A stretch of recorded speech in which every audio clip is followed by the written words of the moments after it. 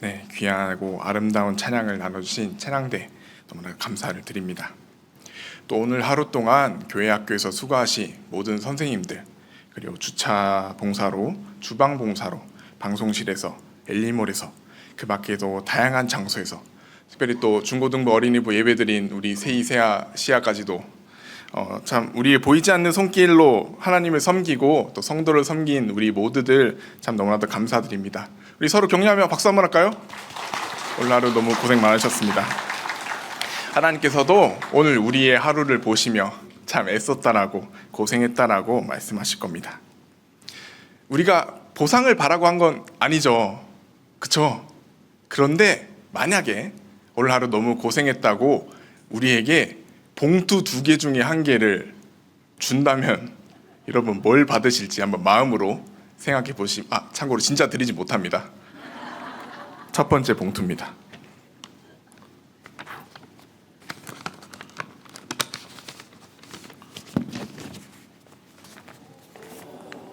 첫 번째 봉투입니다. 얼마인지는 상상에 맡기겠습니다. 이게 첫 번째 봉투였고요. 두 번째 봉투.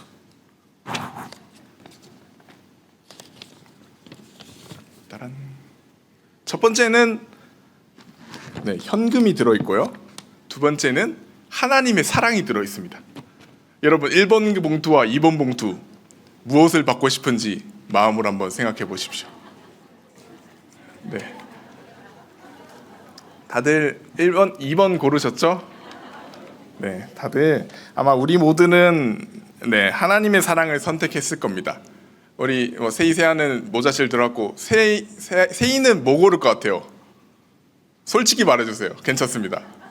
숫자로 해주시면 됩니다. 2번을 골랐습니다. 세이도 좋습니다. 우리는 다 하나님의 사랑을 선택할 겁니다. 당연히 그 어떤 것과도 비교할 수 없는 가치 있는 것이 하나님의 사랑이기 때문이죠. 그럼에도 우리의 시선은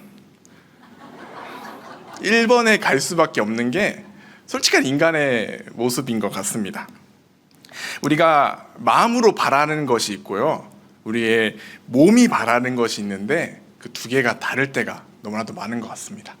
아까 방금 말씀드린 돈과 사랑의 문제에서도 그럴 수 있고요, 또 우리의 자녀들을 생각해 보면 우리 자녀들, 우리 손자 손녀들 믿음 안에서 자라길 바라시죠. 근데 한편으로는 공부도 잘했으면 좋겠고 사회적으로 또 성공했으면 좋겠는 마음이 당연히 듭니다. 둘 다 하면 베스트겠지만 만약에 둘 중 하나를 고르라면 우리는 그래도 우리는 믿음으로 키우겠다 라고 하면서도 마음 한구석에는 그런 세상의 성공에 대한 아쉬움과 미련이 있을 수밖에 없는 게 인간의 마음입니다. 누구라도 그렇습니다. 선을 알고 선을 바라지만 생각과 다른 본심을 가질 수밖에 없는 거죠. 매번 같은 문제로 하나님 앞에 회개하는 우리들의 모습들을 돌아보면 우리가 그 문제가 잘못된 것을 모르는 게 아니지 않습니까?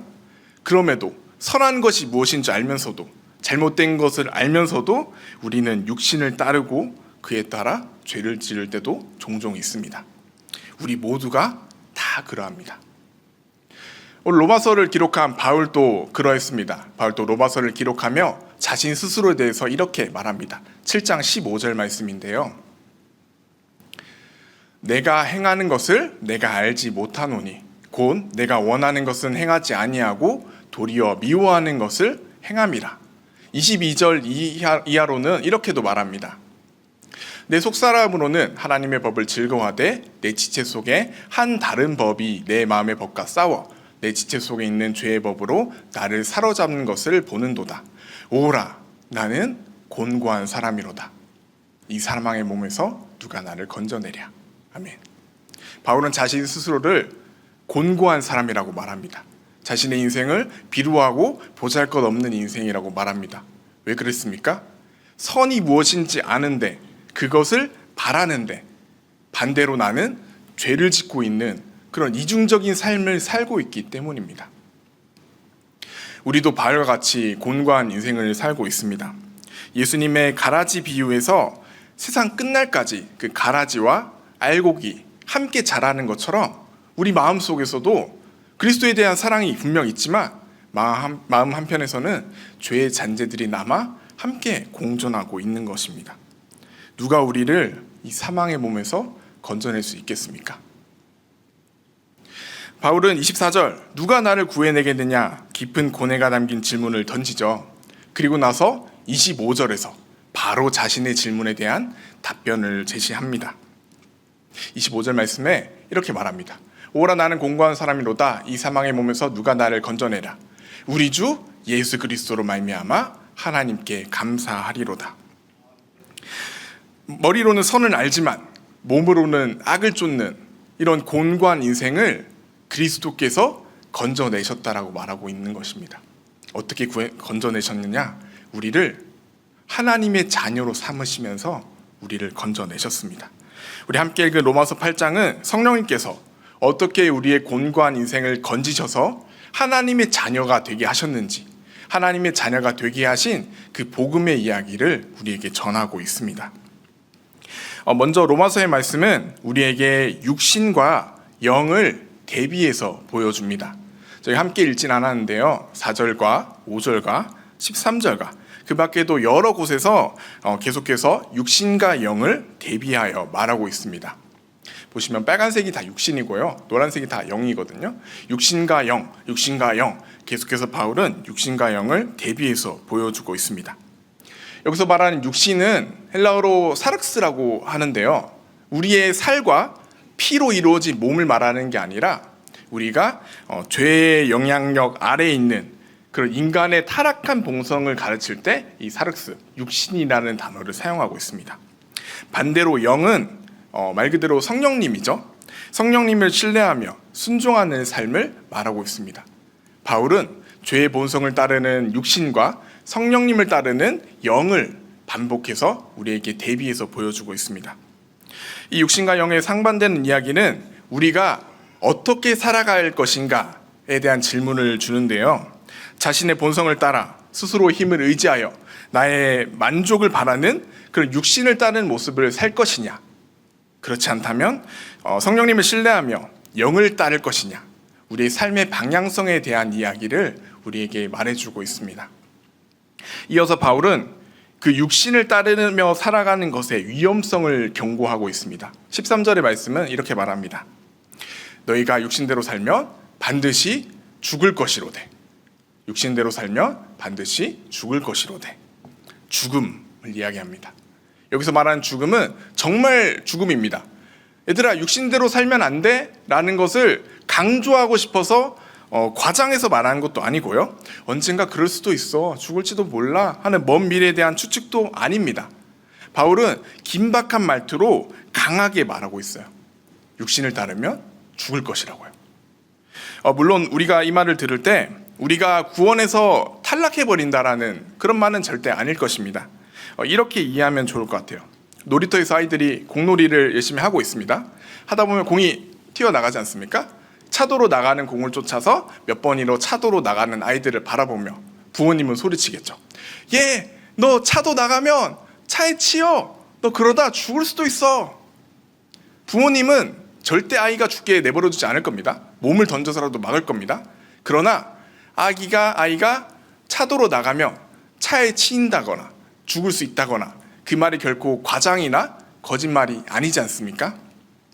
바울도 계속 우리에게 이렇게 말하고 있습니다. 마음으로는 하나님을 사랑하지만 여전히 육신을 따르고 있는 그런 우리들을 향해서 분명하고 강하게 경고하고 있는 겁니다. 육신을 따르면 죽을 것입니다.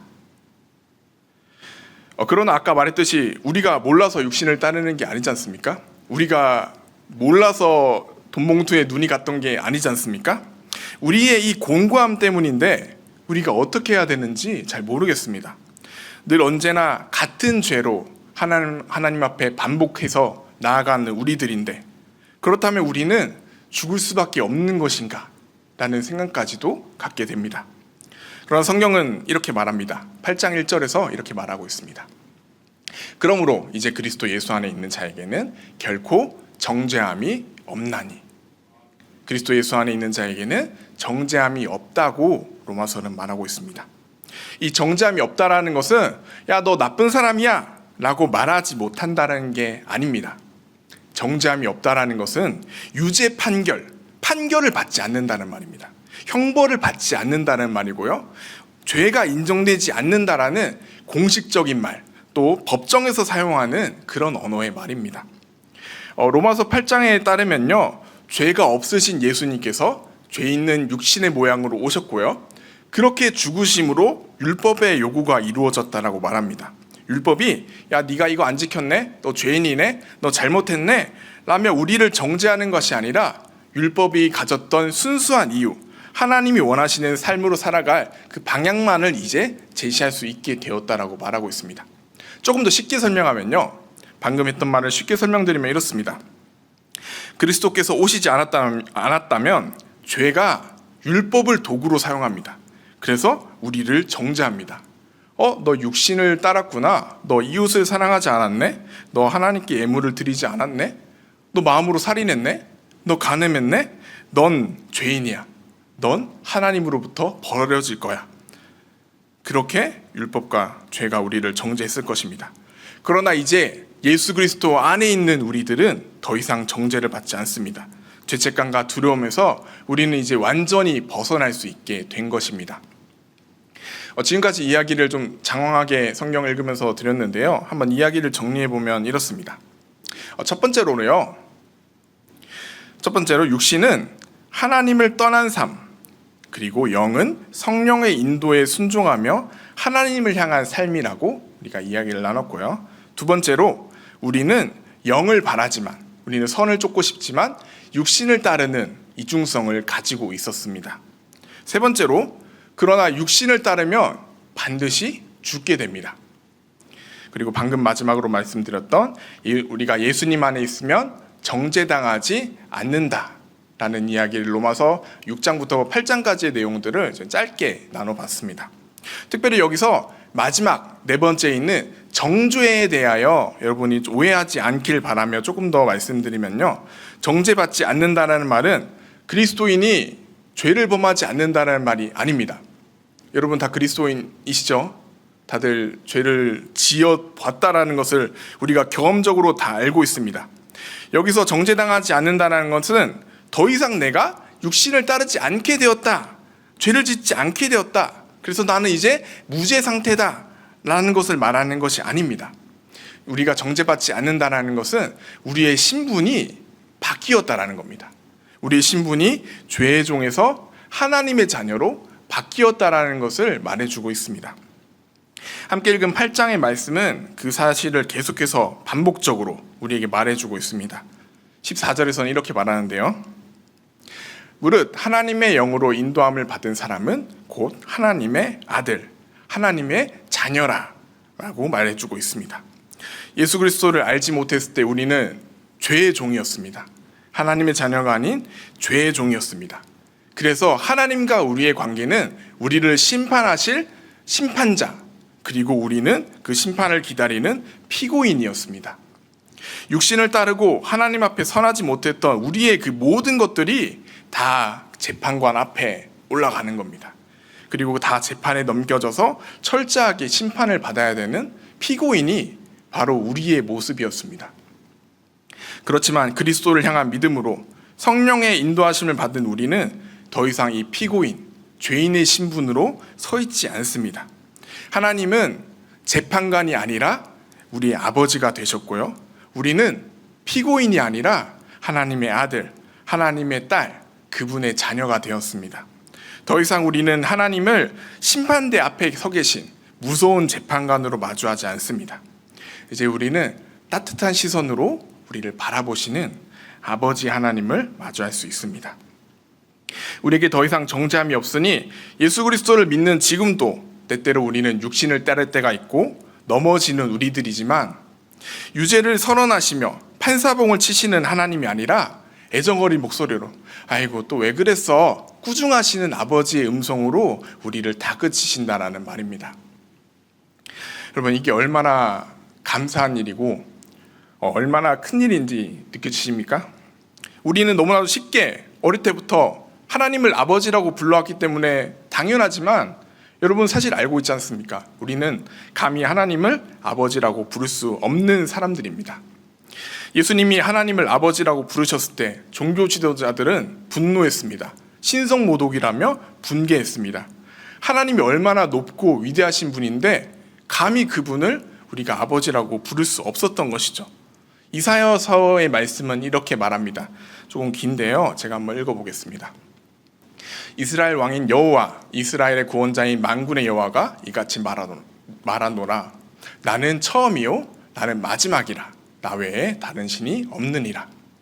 내가 영원한 백성을 세운 이후로 나처럼 외치며 알리며 나에게 설명할 자가 누구냐 있거든 될 일과 장차 올 일을 그들에게 알릴지어다.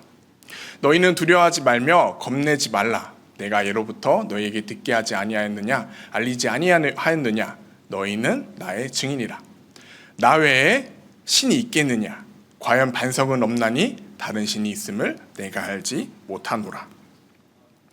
우리 하나님은 처음과 마지막이 되시는 분이십니다. 여러 신 중에 조금 더 강하고 대단한 분이 아니라요 유일하신 홀로 한 분이신 하나님이십니다. 모든 것을 다 하시는 초월적인 분이십니다. 그런 하나님이 감히 입에 담지 못할 그 높으신 분께서 우리를 자신의 아들이라고 자신의 딸이라고 우리를 불러주시고 말씀해 주시는 겁니다. 그저 우리를 친근하게 부르시는 정도가 아니라요 굳이 비유를 해보자면 하나님께서 행정복지센터 가서 가족관계 증명서를 떼우면요 우리 이름이 써져 있는 겁니다. 공식적으로 우리는 하나님의 자녀로서 인정받고 우리는 하나님을 공식적으로 아버지라고 부를 수 있는 것입니다. 15절에서도 이렇게 말하죠. 너희는 다시는 무서워하는 종의 영을 받지 않고 양자의 영을 받았으므로 우리가 아빠 아버지라고 부르짖느니라. 15절의 말씀처럼 우리에게 양자의 영을 주시고 하나님을 아빠 아버지라고 부를 수 있는 그 깊은 관계로 하나님은 우리를 불러주십니다. 죄의 구렁텅이에 있던 죄의 종을 하나님의 자녀로 일으켜 세우고 불러주고 계십니다. 그러니 누가 우리를 정죄할 수 있겠습니까? 넘어지더라도 육신의 유혹을 이기지 못했더라도 재판장에 끌려온 우리 곁에 성령님께서 우리를 변호하고 계십니다. 이 자는 재판받을 사람이 아니라고요. 하나님의 아들이고 하나님의 딸이라고 증언해주고 계신데 누가 감히 우리를 정죄할 수 있겠습니까? 우리는 더 이상 육신의 유혹과 넘어짐 앞에서 좌절하지 않아도 됩니다. 매번 같은 곳에서 넘어지며 스스로 자책하며 하나님께 심판받을까 버림받을까 두려워하지 않아도 됩니다. 우리는 하나님의 자녀이기 때문입니다. 그러나 우리가 기억해야 될 것이 있습니다. 우리가 하나님의 자녀라는 것이 우리가 정죄받지 않는다라는 것이 우리가 죄를 지어도 된다는 면죄부가 아님을 꼭 기억하시기 바랍니다. 바울 스스로도 하나님의 자녀는 정죄받지 않는다는 것에서 발생할 수 있는 오해, 그럼 그리스도인은 죄를 지어도 되는 거냐? 정죄받지 않으니까 죄를 지어도 되는 거냐에 대해서 먼저 말을 꺼냅니다. 로마서 6장 1절과 2절인데요. 그런즉 우리가 무슨 말을 하리요? 은혜를 더하게 하려고 죄에 거하겠느냐? 그럴 수 없느니라. 그럴 수 없느니라. 죄에 대하여 죽은 우리가 어찌 그 가운데 더 살리요? 육신의 죄 앞에서 우리의 신분이 죄의 종에서 바뀌었습니다. 하나님의 자녀로 바뀌었다며 우리는 죄를 대하는 태도 역시도 또한 바뀌어야 됩니다. 우리가 죄의 종이 되었을 때는 두려움과 죄책감으로 벌을 받지 않기 위해서 육신을 따르지 않으려고 발버둥 쳤다면요, 이제 우리는 하나님의 자녀이기 때문에 하나님의 자녀가 된 기쁨과 감사로 죄를 멀리하고 육신을 멀리하고 영을 따르길 우리는 다짐해야 됩니다. 하나님이 죄의 종이었던 나를 입양하셨으니 나를 자녀 삼으셨고 아버지라 부르게 하셨으니 우리를 그 정죄함의 심판대에서 벗어나게 하셨으니 그분의 부르심에 부끄럽지 않도록 하나님의 자녀로답게 살아가는 것이 마땅한 우리의 모습입니다. 시편 86편은 이렇게 노래합니다. 여호와여 주의 도를 내게 가르치소서. 내가 주의 진리를 행하오리니 일심으로 주의 이름을 경외하게 하소서. 주 나의 하나님이여 내가 전심으로 주를 찬송하고 영원토록 주의 이름에 영광을 돌리오리니. 시편의 기자는 주의 도를 배우고 싶다라고 말하고요, 주님께 영광 돌리는 길을 바란다라고 말하고 있습니다. 그 사람이 주의 도를 배우길 바라고 영광을 돌리길 바라는 이유가 있습니다. 바로 다음 절 13절인데요. 이는 내게 향하신 주의 인자하심이 크사 내 영혼을 깊은 수월에서 건져내셨으니, 내게 주신 하나님의 은혜 앞에서 하나님 위해서 살길 바란다라고 지금 고백하고 있는 것입니다. 하나님께서 이미 나를 수월에서 건져내셨으니 건져내짐 당한 그 기쁨과 감사로 주님의 도를 배우길 바라고 주님의 기쁨이 되고 싶다라고 고백하고 있습니다. 이 시편의 기자의 입장이 우리와 같습니다. 우리도 주님께서 우리를 건지셨고 우리를 자녀 삼으셨습니다. 그러니 우리는 아버지를 위해, 하나님을 위해 육신이 아닌 영을 쫓아야겠습니다. 우리 모두가 이러한 믿음의 고백을 가지고 나아가길 소망합니다. 오늘 설교 제목을 이렇게 지어봤는데요. 한번 보여주시겠습니까? 우리 집안이 어떤 집안인데? 라고 지어봤습니다. 약간 막장 드라마에 나오는 재벌, 특별히 사모님이 뭔가 본인의 품격에 맞지 않는 것을 보면서 진절머리치며 약간 업신여기면서 하는 그런 말투를 상상하며 지은 제목이거든요. 우리 집안이 어떤 집안인데? 약간 이런 느낌으로 지은 제목입니다. 여러분, 우리 집안이 어떤 집안입니까? 우리의 아버지가 어떤 분이십니까? 가장 위대하신 홀로 한 분이신 하나님이 우리의 아버지십니다. 우리는 그분이 선택하신 양자들입니다. 우리는 하나님의 집안의 사람들입니다. 어쩔 수 없이 우리 삶 속에서 계속해서 육신의 유혹은 찾아옵니다. 죄의 유혹이 찾아옵니다. 이러한 속상임이 당장 우리를 하나님이 기뻐하지 않는 삶의 방향으로 우리를 몰아넣습니다. 그리고 그곳에서 우리가 하나님의 자녀임을 잊어버리게 합니다. 그럴 때라도 여러분, 마음속으로 코웃음 치며 우리 집안이 어떤 집안인데, 우리 하나님이 어떤 분인데 하며 우리의 유혹을, 육신의 유혹을 거부하며 영을 선택하는 저와 여러분들이 되길 소망합니다. 끝으로 17절은 이렇게 말합니다. 자녀이면 또한 상속자, 곧 하나님의 상속자요 그리스도와 함께한 상속자니 우리가 그와 함께 고난을 받기 위하여, 영광을 받기 위하여 고난도 함께 받아야 할 것이니라. 아멘. 사실 육신의 유혹, 나쁜 것 같지만 달콤한 것입니다. 육신의 유혹을 피하고 포기하려면 아쉬운 것들이 너무나도 많습니다. 아까운 것도 너무 많고 손해봐야 될 것도 너무 많습니다. 그러나 하나님의 자녀, 고귀한 하나님의 집안 사람이 바로 우리들이지 않습니까? 노블레스 오블리주라는 그 말처럼 우리가 그 고귀한 집안에 입양된 아들이고 딸이니 우리는 마땅히 그 고난을 짊어져야 되고, 우리가 짊어진 그 고난의 무게가 반드시 우리가 짊어져야 될 그 무게임을 반드시 기억하시기 바랍니다. 다시 한번 선택지를 보여드릴 건데요.